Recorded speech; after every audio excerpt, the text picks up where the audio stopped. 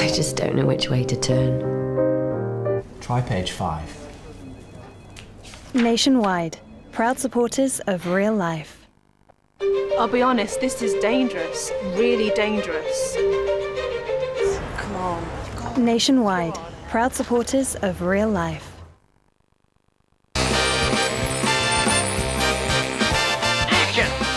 We're into the top 5 of our countdown of ITV's most popular TV title music. Oh, striking. Very. And next,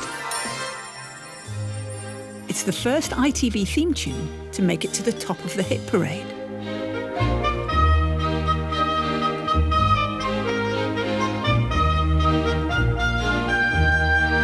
I was asked if I would like to go to Holland to record with this orchestra, which was doing a bunch of library pieces. I just had the very simplest of briefs, and we sketched out a basic idea of how the composer, Jack Tromby, wanted it. I'd sort of finished it off, and so it was a sort of joint venture, really. We hadn't had it back in the country long when Thames TV contacted us, and they said, we're doing this new program about this Dutch detective set in Amsterdam, and we just wondered whether you might have anything suitable. My publisher said, well, as it happens, yes, I think we might. With the not Dutch at all Barry Foster taking the title role, the first series of Van der Valk hit our screens in 1972. There was a huge public reaction, and people rang and said, where can we buy the record? So we all scurried about, and eventually EMI said, right, well, we're going to put out a single. And it went into the top 50. We thought we got a hit. Yeah? This is ridiculous. What exciting times we do live in. When the series returned a year later, the single was reissued. Even Noel Edmonds was surprised by what happened next. This week, something somewhat amazing has happened, because after just 2 weeks, the Simon Park Orchestra are straight in at #1 there with Eye Level. But there was just one small problem with this new chart-topping act.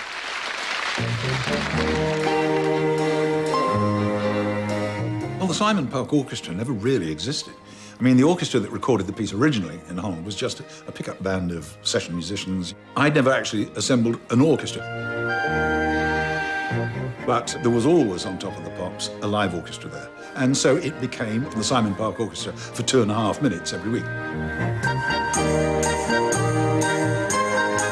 Eye Level became the first ever TV theme tune to reach the top spot and went on to sell over 1 million copies.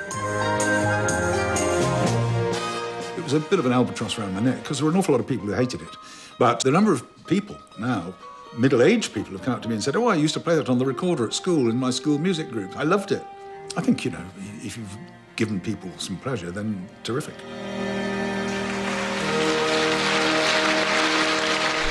Next in our countdown, it's back to the 60s, and a decade which gave us a whole host of classic Spy-Fi theme tunes. From The Protectors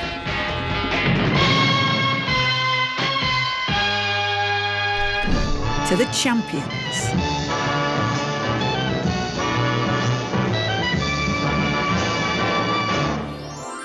But at number 4,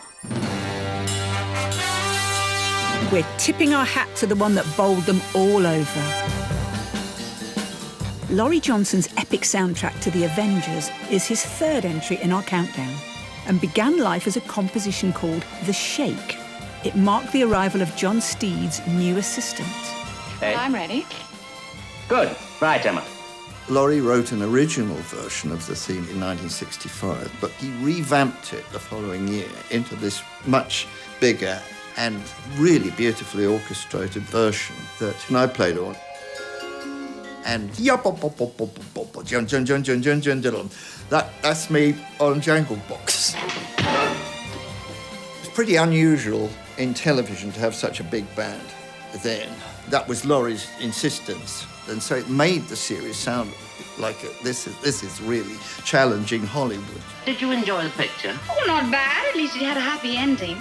The Avengers was a worldwide smash, and when Linda Thorson replaced Diana Rigg in 1968... Excuse me, apartment 3, at the top of the stairs, thanks. She was given her very own fanfare on trumpet.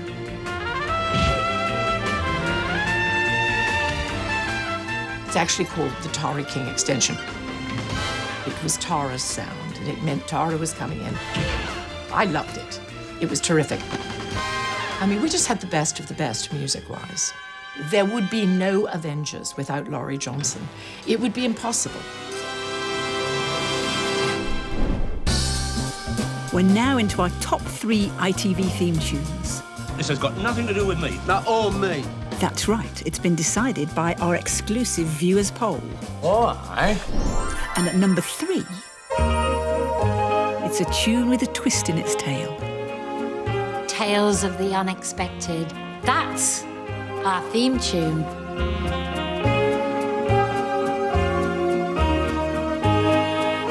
There was all the strange movement going on the screen, and you knew it was a tale of horror coming up. I ought to warn you, if you haven't read any of my stories, that you may be a little disturbed by some of the things that happen. I draw the line at murder. Well, I don't. The haunting theme tune which accompanied Anglia Television's cult series was written by Australian-born composer Ron Grainer. He was someone with a very eclectic taste and had always been interested in a whole variety of sounds, musical styles, and I think that very much came across in his work. I remember lots of trips to, I think it was Olympic Studios, because that's where the recording work was done. Tales Unexpected, I think, was about the first one where video came in. And I remember, sitting there with him and he would be watching each episode. We had a little upright piano and that's where he would compose the music. He was proud of it and he was very sort of driven, in terms of that work. These are the sounds I long to hear. And when Ron Grainer's vaudevillian composition was put to pictures, there was one question on everyone's lips. Who was that dancing lady?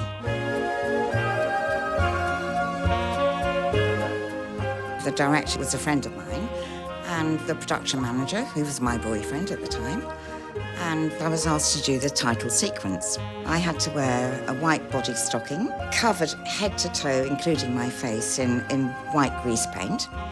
I had to look as if I was naked. That was the whole thing. And I had to do a sexy dance. That's really all they told me. So in time to the music, I just did what I could. It was so hot, and the grease paint kept running off me, but it was fun. It was a real laugh, and it looked so fantastic. It really did look great. And I'm very proud to have been part of that.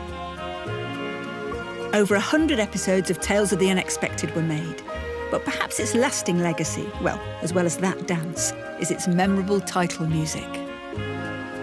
Oh, I love the piece. It brings up loads for me, obviously, because it brings up memories of my father, but I also think it's a very well-crafted theme tune.